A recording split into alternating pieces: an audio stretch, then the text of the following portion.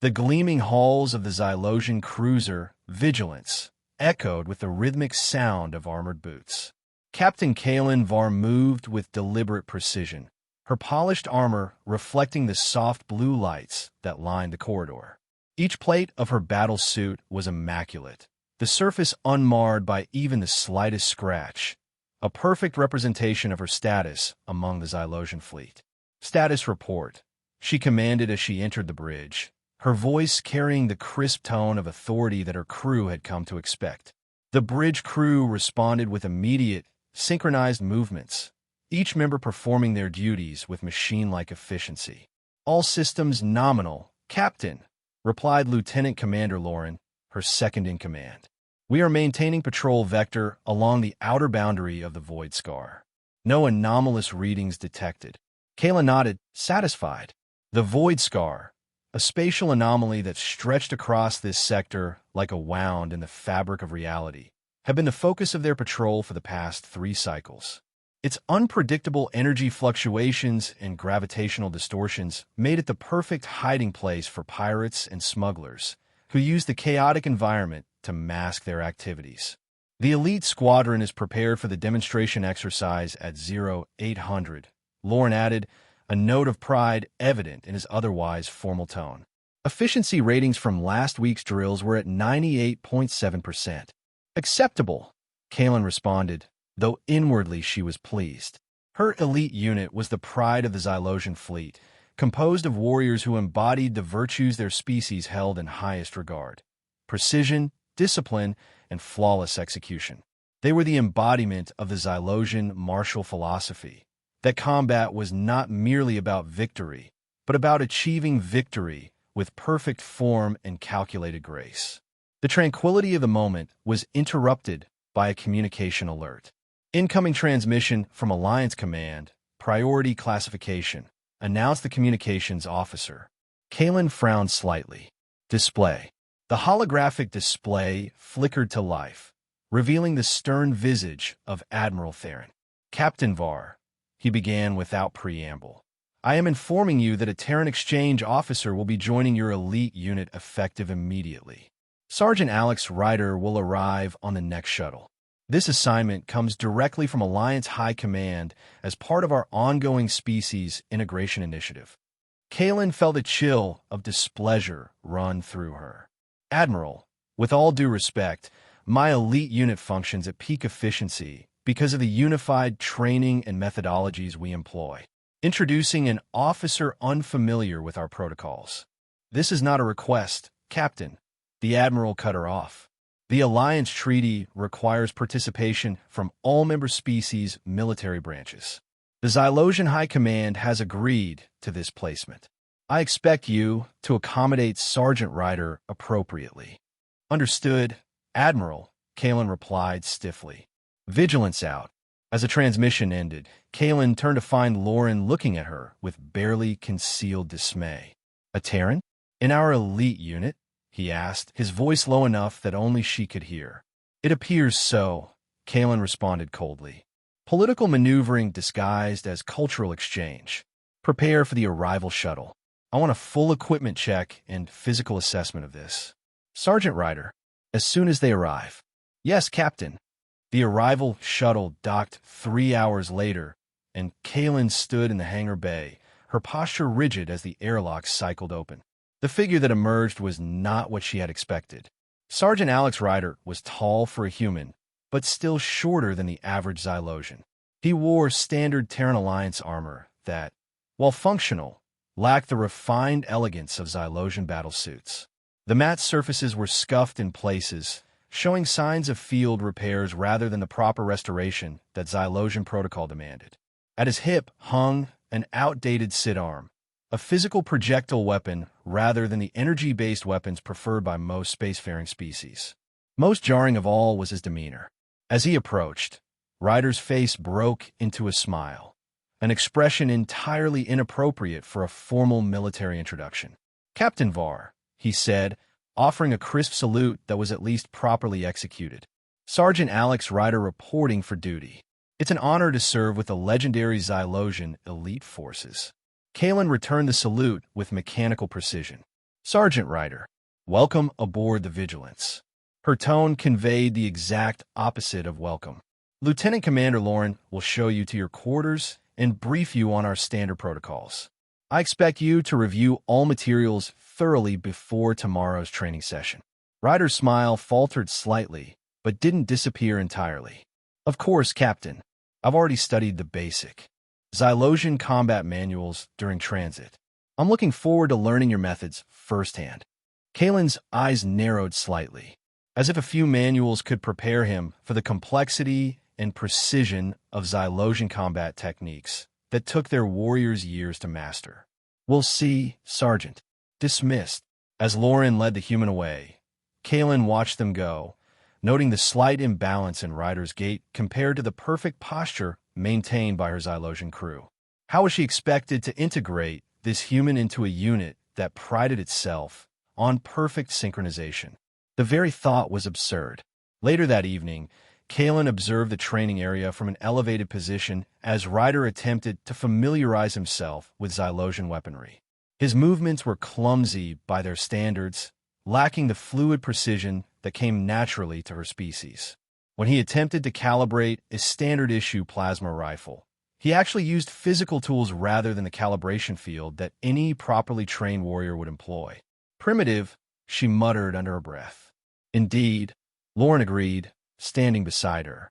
Look at how he holds the plasma emitter, like he's afraid it might bite him. They watched as Ryder fumbled through the standard weapons drill, missing 3 targets in a simulation that even cadet-level Xylosians could complete flawlessly. Alliance Command has made a grave error, Kalen said. He will be a liability in actual combat. His presence endangers my unit. Perhaps we could request his reassignment after documenting his performance deficiencies? Lauren suggested. Kalen considered this. We'll give him the standard evaluation period. When he inevitably fails to meet our metrics, I'll have grounds for a formal request. She turned to leave. Continue monitoring him. I want a full report on any deficiencies. The next morning, Kalen assembled her elite unit, including their newest member, on the bridge. Ryder stood out starkly among the tall, disciplined Xylosians, his armor still bearing the marks of yesterday's training. Our patrol sector includes the most volatile region of the Void Scar, she began, activating a holographic map of their patrol route. Pirates have been exploiting the anomaly's distortion fields to mask their approach to the Heliorus mining outpost. Our mission is to ensure the safety of Alliance mining operations in this sector. She fixed each member of her team with a stern gaze, lingering momentarily longer on Ryder. I expect nothing less than perfection. The chaotic nature of the Void Scar leaves no room for error or hesitation. Is that understood? Yes, Captain, came a unified response, with Ryder's voice a beat behind the others. Kalen suppressed a sigh. This was going to be exactly as problematic as she had feared. 3 days passed with Ryder struggling to adapt to the rigorous Xylosian training regimen. Though she would never admit it aloud, Kalen was somewhat impressed by the human's determination. Despite repeated failures, he continued to attempt each drill with unwavering effort. Still, effort alone wasn't enough. In a real combat situation, his inadequacies would put the entire unit at risk. On the 4th day, as the Vigilance continued its patrol near the Void Scar, an emergency signal cut through the ship's communications. Captain, called the communications officer. We're receiving a distress call from the Heliorus mining outpost. They report pirate vessels approaching from within the Void Scar. Their defensive systems are being compromised by some kind of advanced jamming field. Kalen immediately moved to the tactical display. Show me the approach vector of the pirate vessels. The display illuminated, showing the outpost and several small craft emerging from the swirling chaos of the Void Scar. Their approach pattern was erratic, seemingly designed to confuse tracking systems. Prepare the elite unit for immediate deployment, she ordered. Full combat loadout. We'll intercept before they reach the outpost. As the tactical team assembled in the briefing room, Kalen outlined their approach. Intelligence suggests these pirates are using advanced jamming technology that interferes with targeting systems and communications. Our priority is to neutralize this technology and secure the outpost. She displayed the sensor readings of the jamming field. Our analysis indicates the field operates on a fluctuating frequency designed to disrupt standard Alliance weaponry. We'll need to adjust our weapons to compensate. To her surprise, Ryder leaned forward, studying the readings with unusual intensity. "Captain," he said hesitantly, "there's something unusual about this jamming pattern." Kalen gave him a cold look. "Explain, Sergeant." Ryder pointed to a recurring fluctuation in the pattern. "This interference doesn't follow standard electronic countermeasure protocols. See this recurring pattern here? It resembles an old Terran principle called wave interference. If I'm reading this correctly, their jamming is actually creating predictable dead zones where signals can pass through completely unaffected." Lauren scoffed. "That would be inefficient and illogical. No modern jamming system would have such an obvious vulnerability." "Not obvious to advanced systems," Ryder countered. "High-energy scanning algorithms might actually overlook it because they're designed to detect sophisticated patterns. It's like hiding something valuable in plain sight because you know people will be looking for hidden compartments." Kalen frowned. "This theory is based on outdated Terran principles, Sergeant. Our Xylosian scanning protocols are designed to detect all known countermeasures." "With respect, Captain, that may be exactly what they're counting on," Ryder persisted. "If you'll permit me, I can recalibrate a single communicator to test my theory during the mission." After a moment's consideration, Kalen nodded curtly. "You may adjust your own equipment, Sergeant, but this speculation will not alter our tactical approach." She turned back to the team. "We deploy in 10 minutes. Prepare yourselves." The boarding shuttle cut through space toward the mining outpost, which was now visibly under attack. 2 pirate vessels had docked at different access points, and scattered weapons fire could be seen through the outpost viewport.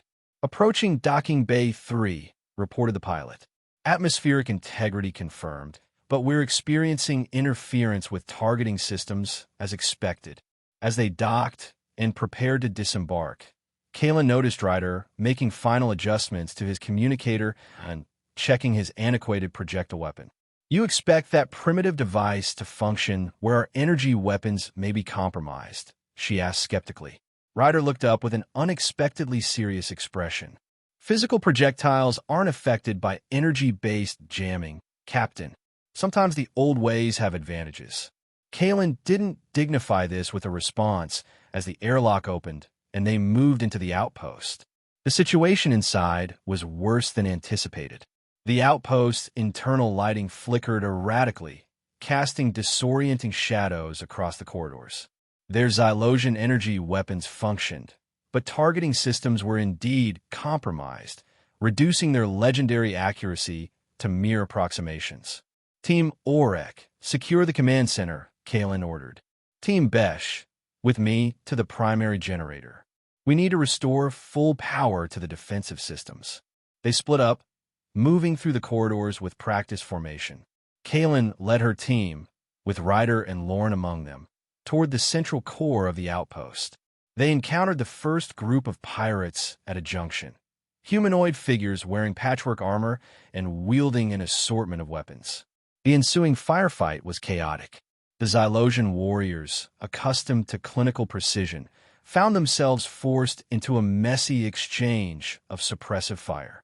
Their energy weapons discharged brilliant beams that sometimes veered unpredictably in the jamming field. Then Kalen noticed something unexpected. Ryder was actually advancing, using the structural supports of the corridor as cover in a way that seemed haphazard, but was allowing him to gain ground. The sharp crack of his projectile weapon echoed through the space, and 2 pirates fell with precise shots to vulnerable joint sections in their armor. "Covering fire," he called out, and to her surprise, Kalen found herself responding to the command, providing a barrage that allowed him to dash across an exposed section. Ryder reached a maintenance panel and, without hesitation, ripped it open to expose the circuitry beneath. He pulled something from his belt, a simple device that seemed almost primitive compared to Xylosian technology, and attached it to the outpost systems. "Captain," he called over the communicator, which was somehow functioning clearly despite the interference. I've located a junction box that's amplifying their jamming field. If your team can target this location, he transmitted coordinates to her display. With concentrated fire, we can create a temporary gap in their defenses. It was unorthodox and went against her planned approach, but Kaelin saw the tactical advantage. All units, concentrated fire on the transmitted coordinates on my mark. 3, 2, 1 mark. The combined energy beams struck the location Ryder had identified, causing a cascade of electrical failures through the section. Suddenly, their targeting systems flickered back to life, displays clearing of the interference that had plagued them. Forward, Kaelin ordered, pressing the advantage. Her team moved with renewed confidence, their precision returning as they advanced toward the generator room. They were nearly there when a hidden door slid open, revealing a group of pirates who had been waiting in. Ambush. They fired immediately, the barrage forcing the Xylosians to take cover.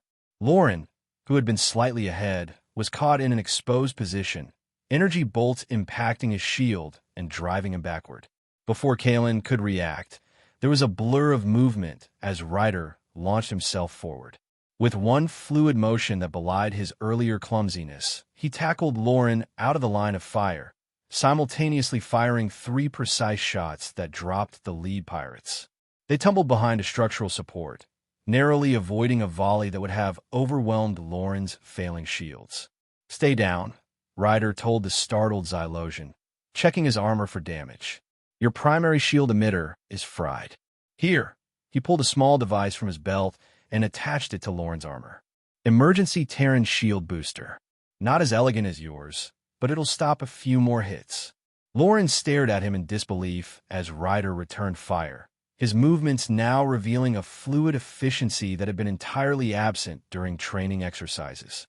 With the ambush neutralized, they finally reached the generator room. The pirates had installed a complex override device on the main controls, but Ryder immediately recognized it. "This is a Cerulean bypass module," he explained, already working to disconnect it. "They're using it to reroute power to amplify their jamming field. Give me 2 minutes." True to his word, in less than 2 minutes, the outpost's lights stabilized and their communication systems cleared entirely. Team Orek reported that the command center was secure, and the remaining pirates, finding their advantage neutralized, were retreating to their vessels. As they returned to the Vigilance, Kaelin found herself reassessing the human sergeant.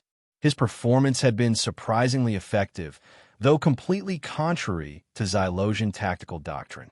He had used the environment, improvised with limited resources, and displayed an intuitive understanding of the situation that had unquestionably contributed to their success. "Your actions were effective, Sergeant," she acknowledged stiffly during the debriefing, "though highly unorthodox." Ryder smiled, that inappropriate smile again. "Sometimes unorthodox is exactly what's needed, Captain, especially against enemies who've studied your standard tactics." Lauren, who had remained silent until now, cleared his throat. "Your intervention was timely, Sergeant. I acknowledge the debt." "No debt," Ryder replied easily. "We're a team. That's what teammates do." Kaelin concluded the debriefing, but as the others filed out, she found herself watching Ryder with newfound curiosity. Perhaps there was more to the human's approach than she had initially perceived. Still, one successful mission could be attributed to circumstance, to the chaotic environment that happened to favor his less structured methods. It didn't necessarily indicate true skill. She would need more evidence before revising her assessment. That evidence came sooner than expected. During the examination of the technology recovered from the pirates, Ryder made another discovery. "Captain, you need to see this," he called from the analysis lab, where he had been assisting the technical team. When Kaelin arrived, he pointed to components that had been disassembled from the jamming device. "These aren't standard pirate tech. They're far too advanced, almost organic in nature." The components in question had an unusual iridescence, with circuitry patterns that seemed to shift subtly even as they watched. "Our initial analysis suggests these components actually absorb and adapt to energy frequencies," the technical officer explained. "And there's something else," Spectral analysis shows trace radiation consistent with deep void scar exposure. This technology wasn't just carried through the anomaly. It may have been developed inside it. Kalin studied the components with growing concern. You're suggesting someone has established a manufacturing facility within the void scar itself? That should be impossible given the spatial instabilities. Not necessarily a facility, Ryder said thoughtfully. But these components, they almost seem grown rather than manufactured, like they've adapted to exist within the anomaly's conditions. Before they could discuss further, an alert sounded throughout the ship. Kalin immediately accessed the nearest communication panel. Report. Captain, we've received priority orders from Alliance Command, came the response. We are to proceed into the Void Scar to locate the source of the advanced technology and neutralize it. Full briefing data is being transmitted to your station. Kalin turned to Ryder, whose expression had grown serious. It seems we'll be testing your theories firsthand, Sergeant. The journey into the Void Scar began cautiously.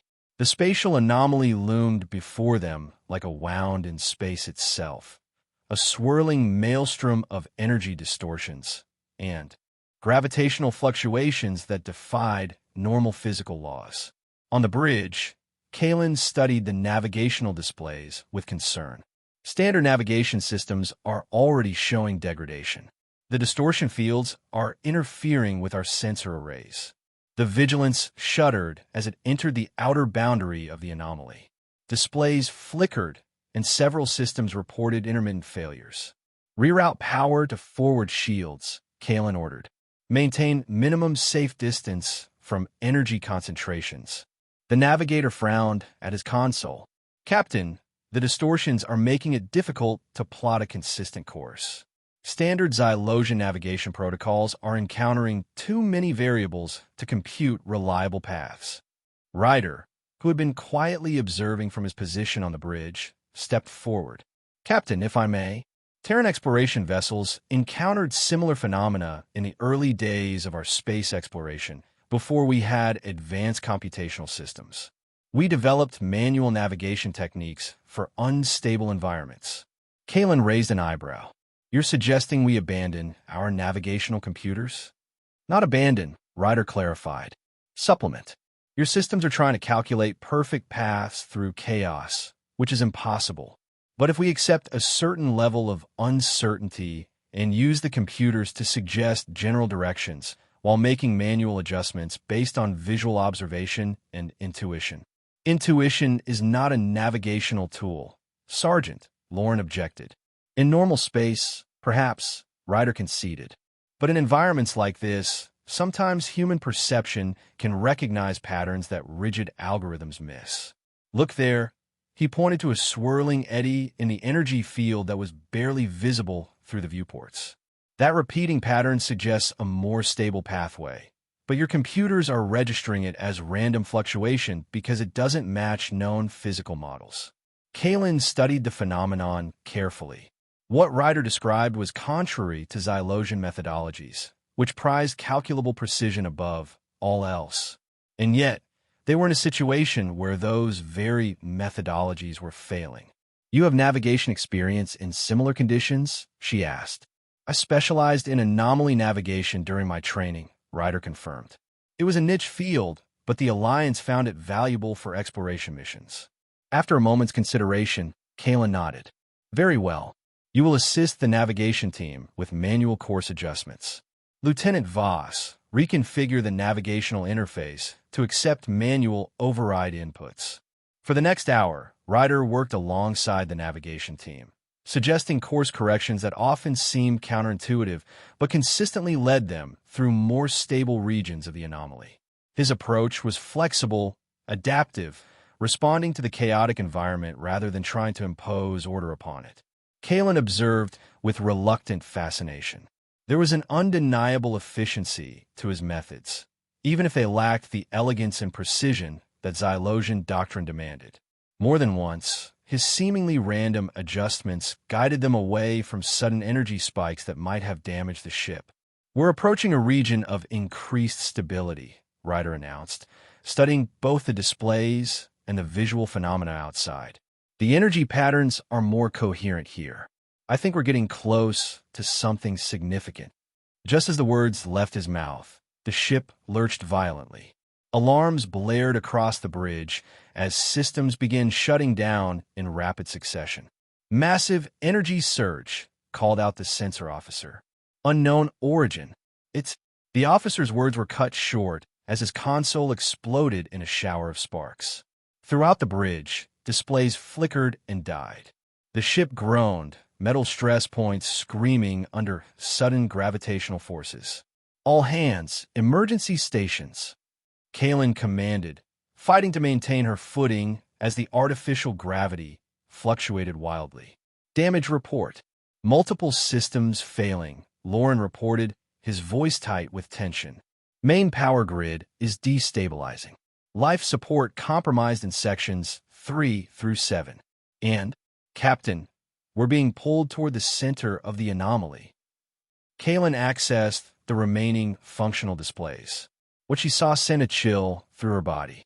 The Vigilance was caught in what appeared to be a powerful gravitational current, drawing them inexorably toward a swirling vortex of energy at the heart of the void scar. A concentration so dense that the sensors couldn't penetrate it. Reverse thrusters. Maximum power, she ordered. No effect, came the grim response. The gravitational pull is too strong. Engineering reports the main engines are offline. Panic began to spread among the bridge crew. Subtle signs that would be imperceptible to non-Xylosians, but clear to Kaylin. The slight tremor in otherwise steady hands. The barely elevated respiratory rates. The perfect discipline of her crew was beginning to fracture under this unprecedented threat. There must be a solution, she insisted, her mind racing through emergency protocols. Reroute emergency power to the stabilizers. Prepare to jettison non-essential sections, if necessary, to reduce mass. Captain, Ryder's voice cut through the chaos, unnaturally calm. I may have an idea, but it's unconventional. Kaylin turned to him, noting the intense focus in his eyes. Explain quickly, Sergeant. The ship's emergency atmospheric thrusters, they're designed for planetary landing assistance, correct? When she nodded, he continued, if we manually redirect power through the damaged conduits and fire them in a specific sequence, we might be able to create a countercurrent to the gravitational pull. Not enough to escape completely, but enough to give us maneuvering room to reach that stable pocket at bearing 047. Lauren looked aghast. That's suicide. The emergency thrusters aren't designed for spatial maneuvering, and routing power through damaged conduits could cause catastrophic overloads throughout the ship. Standard procedures won't work here, Ryder insisted. This anomaly operates on chaotic principles. We need to introduce a controlled chaos of our own to counter it. I can make the manual adjustments needed, but we have to move fast. Kaylin stared at him, then at the increasingly dire readings on the remaining functional displays. Their situation was deteriorating rapidly. Standard Xylosian protocols were failing. The disciplined, precise approach that had defined her entire career was proving inadequate against the wild forces surrounding them. How would you execute this plan? She asked finally. Ryder quickly outlined his proposal. It would require manually rerouting power through damaged sections of the ship, bypassing safety protocols, and executing thruster burns in a pattern that defied conventional physics, but which he claimed would create resonance patterns to counteract the gravitational current. It was reckless, dangerous, and completely contrary to every principle of Xylosian ship operation. It was also possibly their only chance. Lauren, Kaylin said, her voice steady despite the chaos around them. Evacuate all personnel from the affected sections and seal the emergency bulkheads. Captain, Lauren protested. This plan violates at least 17 safety protocols. Our simulations would classify it as having a near-zero probability of success.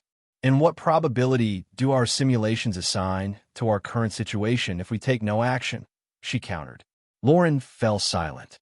Sergeant Ryder, Kaylin continued, making her decision. You have authorization to proceed. What do you need? I need to get a junction J7 to manually reroute the power conduits, Ryder replied. and I'll need someone at auxiliary control to execute the thruster sequence on my mark. I will accompany you to the junction, Kalen declared, ignoring Lauren's look of shock. Lauren, you have a bridge. Coordinate with engineering to prepare the thruster sequence. As they hurried through the increasingly unstable corridors of the ship, Kalen found herself watching Ryder with new eyes. Gone was the awkward, seemingly clumsy human from the training exercises. In his place was a focused, confident specialist, moving with purpose and precision. You deliberately underperformed during training, she stated as they reached a junction and began removing access panels. Ryder glanced at her as he worked. Not deliberately, just differently.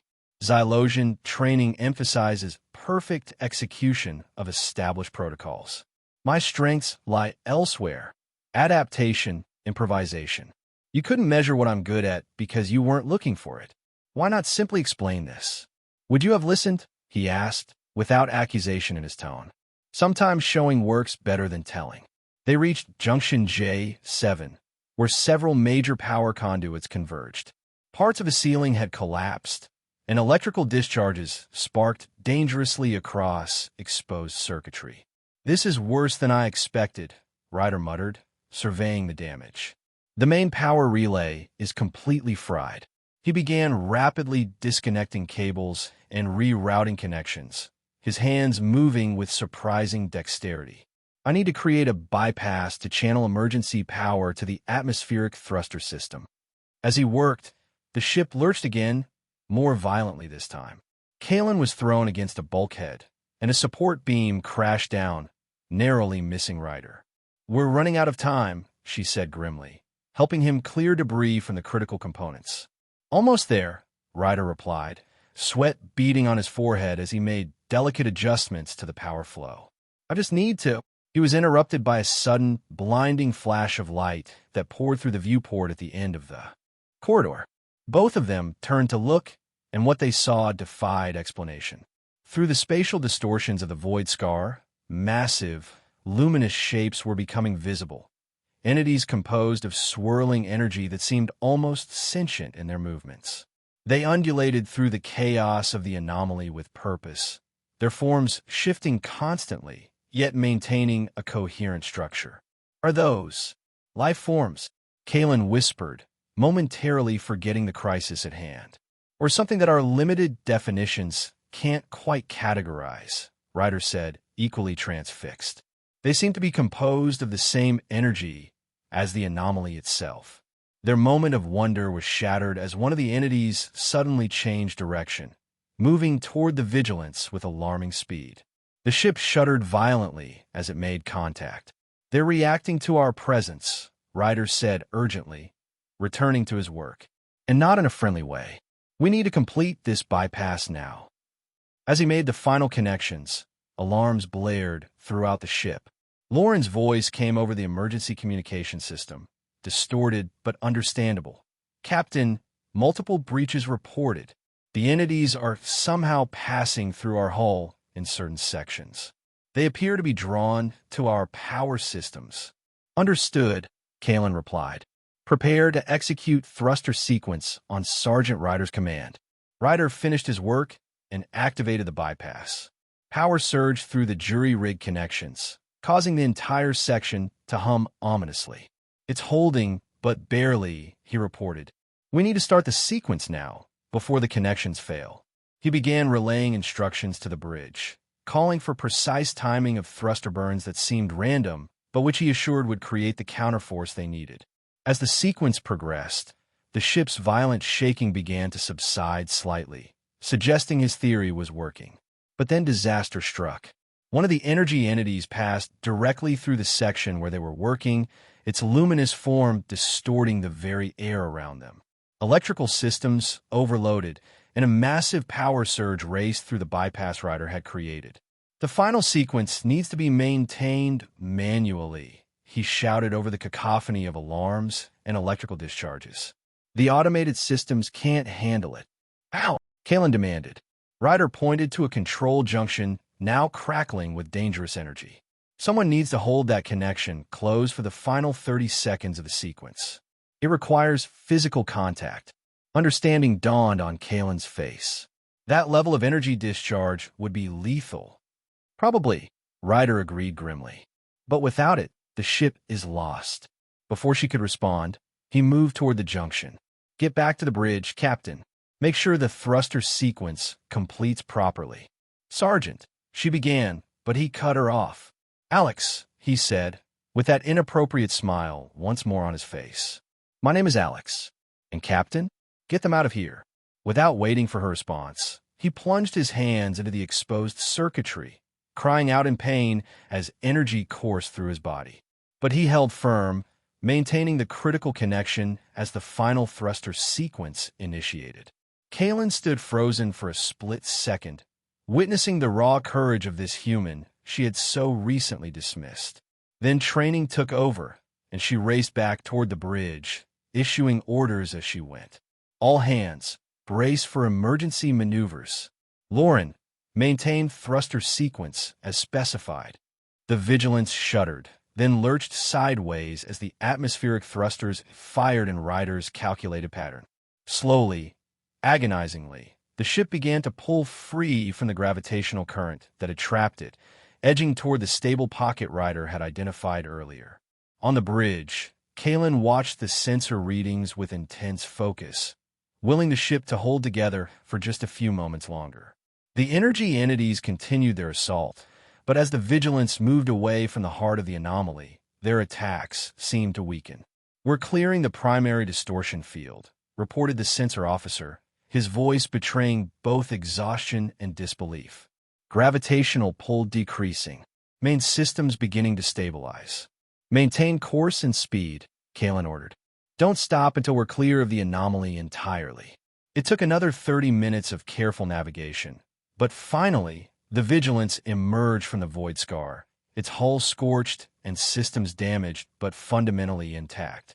Damage report, Kalen demanded, though her thoughts were elsewhere, with the human who had almost certainly sacrificed himself to save her ship. Multiple hull breaches, life support compromised in sections 3 through 7, main power at 43% capacity, Lauren reported. Engineering estimates at least 2 weeks of repairs before we're fully operational. And he hesitated. We've lost contact with Junction J7. No life signs detected in that section. Kalen nodded, her face betraying nothing of the turmoil within. Set course for the nearest Alliance outpost. Begin rescue and recovery operations. I want a team in environmental suits to inspect Junction J7 immediately. Captain, Lauren said quietly, the energy discharge in that section exceeded survivable levels by several orders of magnitude. Recovery may not be possible. The order stands, Commander, Kalen replied, her tone leaving no room for argument. Hours later, as the Vigilance limped toward the nearest Alliance facility, Kalen stood in the medical bay, looking down at the improbable sight before her. Sergeant Alex Ryder lay on a treatment bed, covered in severe burns and with extensive internal injuries, but somehow, impossibly, alive. The medical officer had no explanation. By all accounts, the energy discharge should have been instantly fatal. The only theory we have is that something about his Terran physiology, combined with components in his armor, created an unexpected buffer. The emergency medical team found him in cardiac arrest, but his cells showed remarkable resilience to the energy pattern. It's unprecedented. Will he survive? Kalen asked, her voice carefully neutral. It's too early to say with certainty, the medical officer replied. He's in critical condition.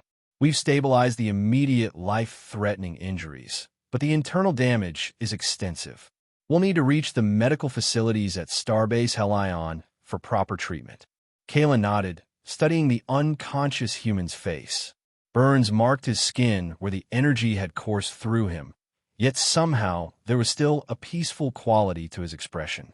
She found herself recalling his final words before his sacrifice. Get them out of here. Not himself, them. Her crew. Notify me immediately of any change in his condition, she ordered, then turned and left the medical bay. The journey to Starbase Helion took 3 days, during which the Vigilance's crew worked tirelessly to repair critical systems. Kaylin found herself frequently checking on Ryder's condition between supervising repairs and preparing her official report. On the second day, as she stood in the medical bay, watching the steady rise and fall of his chest under the life support equipment, Lauren joined her. "The crew is talking," he said quietly. "About what he did." "As well they should," Kaylin replied. "His actions saved this ship." Lauren hesitated, then continued. "I misjudged him. We all did. His methods were unorthodox but effective."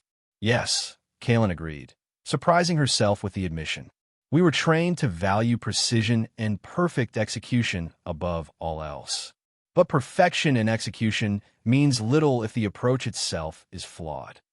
They stood in silence for a moment, watching the human who had challenged every assumption they held about combat effectiveness and proper procedure.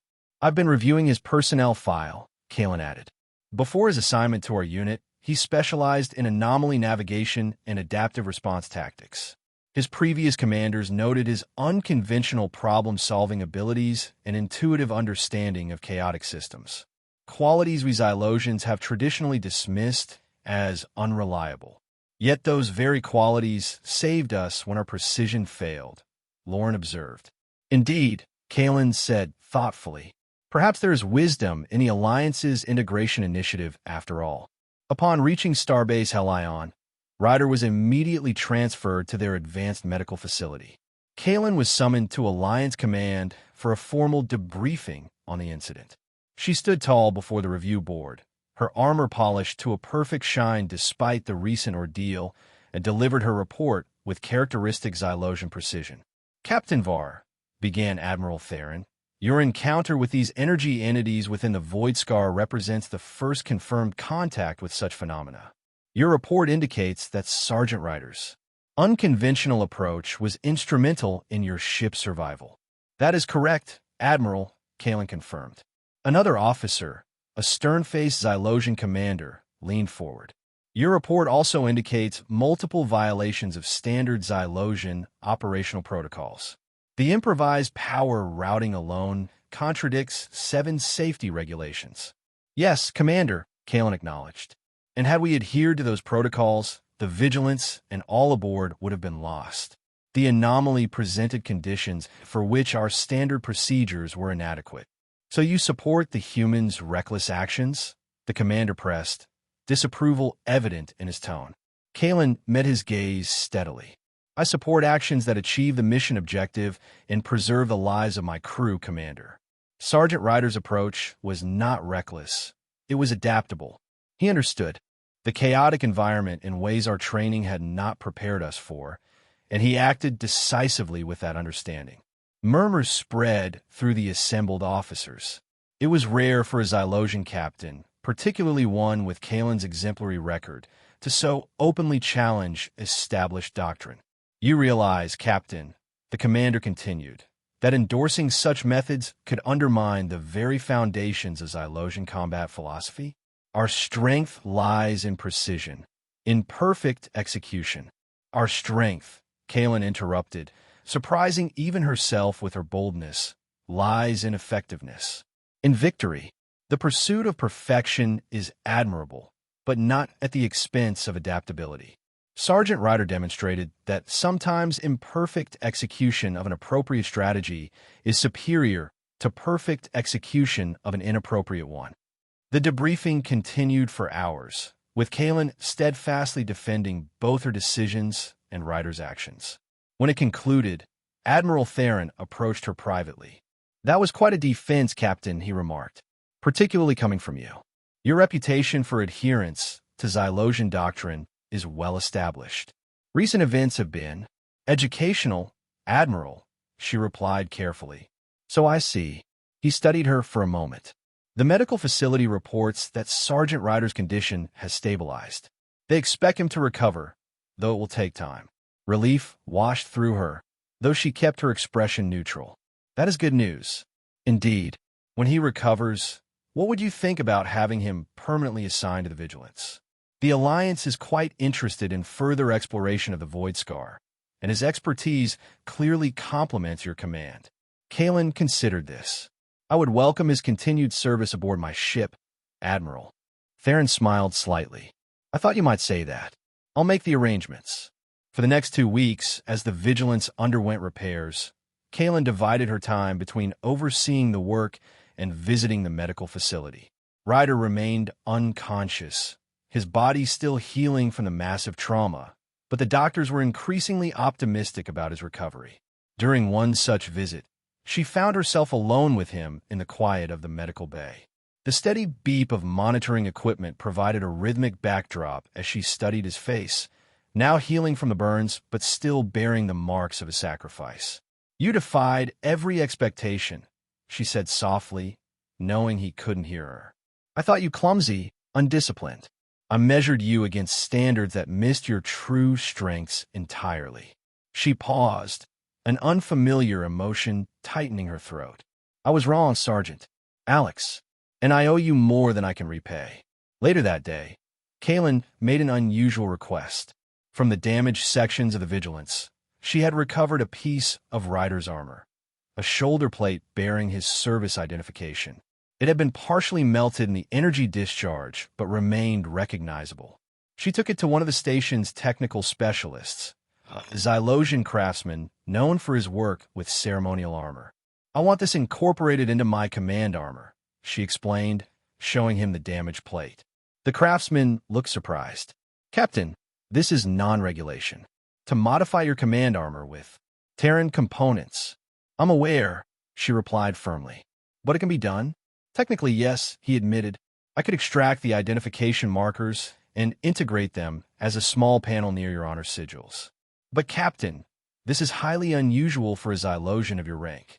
Nevertheless, it will be done, she stated, her tone making it clear the matter was decided. 3 days later, when Kaelin arrived to check on the repairs to her ship, Lauren immediately noticed the modification to her armor.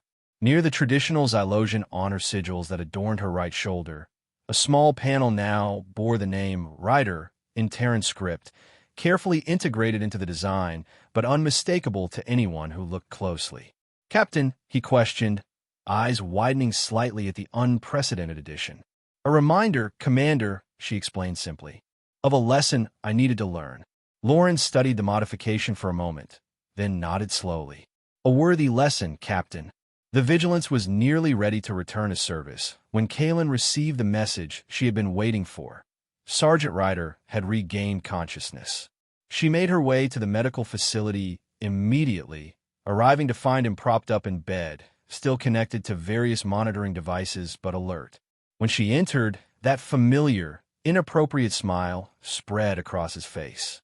Captain Var, he greeted her, his voice weak but steady. They tell me we made it out. We did, Sergeant, she confirmed, coming to stand beside his bed. Thanks to your actions. Just doing my job, he replied with a small shrug that immediately made him wince. No, Kaelin said firmly. You exceeded your duty by every measure. You saved my ship and my crew at what should have been the cost of your own life. He looked slightly embarrassed by her praise. Guess I got lucky.